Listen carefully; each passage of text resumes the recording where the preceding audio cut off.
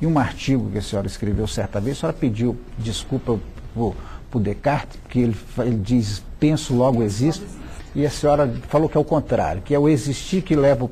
Por que esse perdão? Por que esse perdão a ele especificamente? Por que a senhora diz que é o contrário?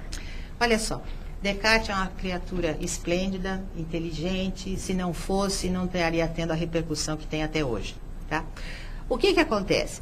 Que compete a nós olhar para aquilo que foi produzido no século XVII com os olhos do século XVII. E não querer adotar algo que foi produzido no século XVII como parâmetro para o século XXI. Então, o que a gente tem no século XVII? No século XVII, pensar era sinônimo de raciocinar. Tá?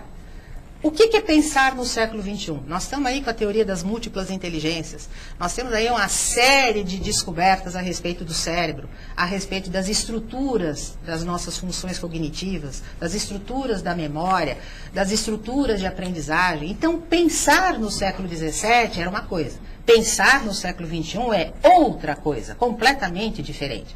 Portanto, se a gente tinha um modelo baseado num pensamento racional e que estruturou a realidade a partir desta ótica, uma ótica racional, hoje o pensar no século XXI, ele inclui a intuição, ele inclui a emoção, ele inclui uma série de outras dinâmicas de processamento mental que no século XVII não estavam sendo consideradas.